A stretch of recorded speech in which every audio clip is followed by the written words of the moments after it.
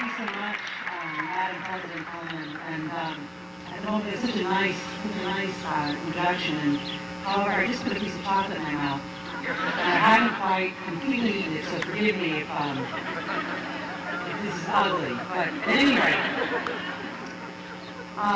good afternoon to Madam President, and also to the faculty and parents and friends, supporters, directors and alums, but most of all, to all of you graduates. All 1,120 of you, congratulations, you have survived the opening processional. Indeed, what is making me sort of not nervous about standing in front of all of you at this moment is realizing that at this point, you are sufficiently anesthetized by the proceedings so far. Now, usually at the beginning of a commencement address, it's a nice time to mention all the noted alums of a university. But I have recently learned this can be risky business. You can actually accidentally name the wrong graduates, especially if you Google drunk, which I do not recommend. So just say no, step away from your computer, give your keyboard to a designated Googler. In that way, let me be your bad example. There is, however, one alum of this great place who I cannot help but mention. And as you just heard from President Cullinan, this one alum was my dear father, Robert Paul Curry, known simply by all of us as Bob. The chance to study at Southern Oregon University was the reason my father moved his family to Ashland. He had heard about this special place of learning in this delightful little town where a newspaper actually has published the mayor's wife's bean soup recipe on the front page. He heard that you could learn how to be a teacher here, which was his lifelong dream. He was raised, however, poor by a single mother, and it was not until he was in his 40s, having already served 30 years, nearly 30 years in the U.S. military, that my dad was able to make his dream come true. He came here thanks to the GI Bill and to great teachers and to hard work. He graduated and he became the first in our family to do so. He became a teacher, a good one, and you too will find your way. Now, I know that many of you are fearful about graduating in this tough economy. You are probably worrying about finding jobs in the fields that you have chosen. So perhaps it would be really useful for you to hear from me in front of all of your parents that after 4 years away at college, my first job when I came back to Ashland was to be a cocktail waitress in Medford.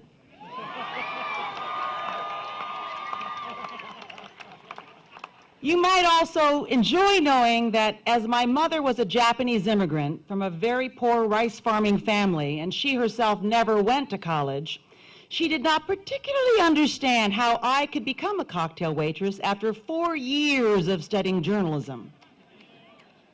As she put it, in her lovely accent, Anna, how come you go cottage-yo? Cottage, stupid spend the money. You should marry a rich guy.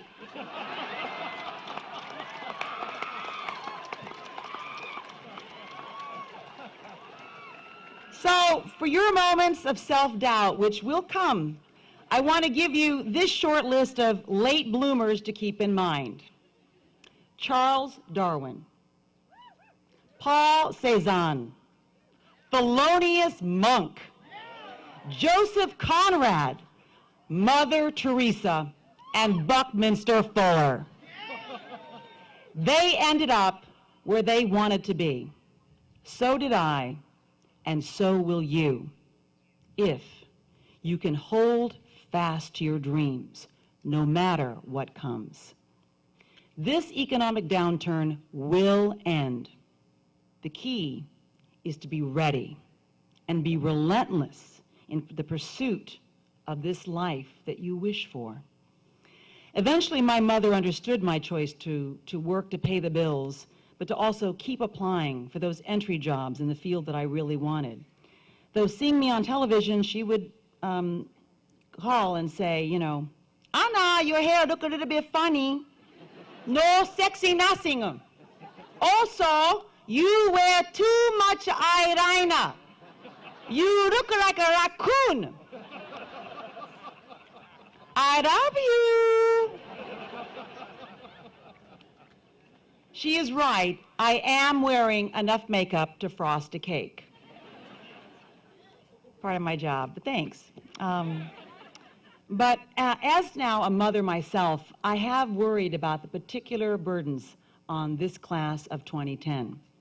Emerging now not only with the pressures from this economy, but also, as you know, in a time of war, amid international terrorism, huge humanitarian disasters, both man-made, as in Darfur and Congo, and otherwise. And to you, I say this. It is only with adversity that we even have a chance to achieve greatness. It is only with adversity that we even have a chance to achieve greatness. Think of the greatest human beings in human history. A list that would include Joan of Arc, George Washington, Abraham Lincoln, Winston Churchill, Franklin Delano Roosevelt, Mother Teresa, Gandhi, Martin Luther King, Dorothy Height, Ruth Gruber and Raoul Wallenberg saved Jews from the Nazis. Paul Rusesabagina saved Tutsis from Hutus in Rwanda, and hundreds of thousands of people who never became famous for braveries large and small on behalf of our human family. All faced what seemed insurmountable odds in their time, overcoming fears and frailties. Each one has helped carve this world you inherit with their courage and unwillingness to give up. Now, as you are on the threshold of taking your turn to change this world for generations to come, may the words once uttered by Winston Churchill echo in your mind. He said, never give in, never give in, never give in, never, never, never, never.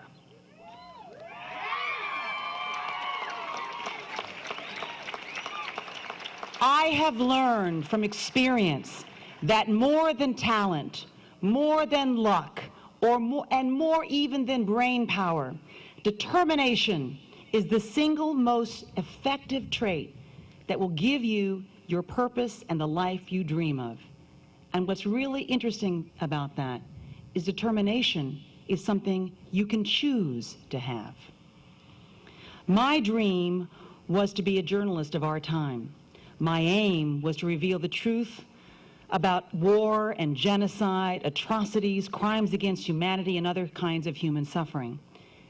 And this dream has taken me from this place in Ashland, Oregon, to Congo, Darfur, Chad, Haiti, Pakistan, Afghanistan, Iraq, Syria, Lebanon, Israel, Iran, Jordan, Kuwait, Liberia, Sri Lanka, Ground Zero, New Orleans, Chile, Botswana, South Africa, Rwanda, and Kosovo. All this is lying out there ahead of you. And in trying to do good reporting in all of these places, I've experienced, to my great surprise, that you will gain much more than you can ever give. I think of beautiful Sifa in eastern Congo. Without warning us what we were about to see, a doctor led my news team into the room where she lay shivering on an operating table. She was naked save for a thin blanket, and we could immediately tell that this was going to be a gynecological surgery. The doctor explained that she was a victim of extreme sexual violence that is currently raging still in eastern Congo, and that everything inside of her was so broken that she was incontinent, and he was unsure that he could ever repair her, to give her a normal life again. She was just 18 years old, and she was scared. Her hand was to the side, and it was shaking so violently that I reached out and held it for a little, trying to encourage her to be brave with my eyes because I couldn't speak her language. It's very interesting when you arrive in these moments, when you see people suffering, how no words really are needed. She squeezed my hand, her eyes pleading for kindness, and then I had to leave as the surgery was about to begin. I later found her in her recovery room, and I asked her to tell me her story. And she told me that she first saw her parents killed in front of her, and then the same rebel soldiers kidnapped her, chained her to a tree, and took turns over the course of months until her legs no longer worked. Sifa was broken and pregnant by the time they left her for dead because she was no longer of any value to them. And when the baby died in childbirth, it was a miracle that she herself survived. "Do you want revenge?" I asked her. "No," she answered. And then she said the words that can teach us all something. She said, "All I want is to rise from this bed and thank the people who've taken care of me and work for God, and maybe, if I'm lucky, to feel a mother's love again." Resilience and forgiveness. I have seen proof of it in Sifa and in people all across this world. And if you feel anything hearing about Sifa's story, then you are proof of our human capacity for empathy. I have come to conclude that it is this empathy that offers us our greatest hope for the future. Think back to all we know of human history. You can see that once genocide and rape were expected in war. Now they are war crimes. Once allowing young children to work long hours in factories all across this country was acceptable. Now it is child abuse. Once lynching black people in the South was so accepted that people actually took photographs of them attending them for postcards for their friends. Now this is a disgrace. Even no matter what your politics, the election of Barack Obama, after this nation's racist past, is evidence of our increasing capacity to see the other as ourselves, to empathize, and to realize that fundamentally we are all the same. Yes, there are stragglers, Hitler from the past, and extremists of all kinds in our own time. But in response, there have been the Nuremberg trials, and now the International Court of Justice. I think Gandhi had it right when he said, "Whenever I despair, I remember that throughout history, truth and love have always won."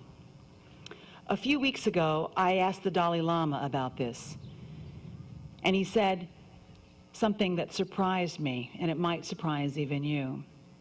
He said that he is optimistic that the 21st century will be happier than the 20th century, because he said we are witnessing a rise in compassion as we have never before seen in human history. And he cited the enormous outpouring of empathy in Haiti as one example. Thus, here you are, standing on the edge of your own futures, launching from this lucky place into a wide world. I encourage you from this place to be a force for good. My father, Bob Curry, would put it this way: when beginning at the age of 10, I would ask him what I should do with my life. He said, as you heard a little bit of from the president, he said, "Well, Ann, whatever you do, do something that is of some service to others, because then and only then will you know on your last day that it mattered that you were here." I think this effort to be of service is what made him such a beloved teacher, who for years was approached by his students who told him that he had changed their lives. It will make you better no matter what field you choose, And it has been my own experience that doing good for others, in whatever field you choose, is one of the most selfish things. In fact, I would say the most selfish thing you can do. Because I guarantee you, I promise you, it will make you happy. My mother's final advice would be, comb your hair. And don't spend too much money. Save money. As for this former cocktail waitress, who was once also chubby and insecure, as some people in this town still here would be willing and able to tell you, I say, follow your heart and never give up, even and especially when there is no chance of winning. If you choose what you love, you will be good at it, because you will do everything possible to be great at it. Work to reach your potential, and don't just be good, be great. Figure out your moral compass, what you stand for and what you stand against, and stay true to that. Hug your parents more. They are precious, more precious than you realize, and you really cannot thank them enough. And possibly the most important words I can say here today: go Raiders, go, go, go. Thank you.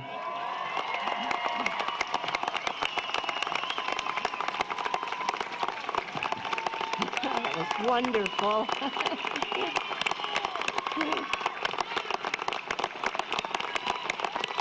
What a terrific speech.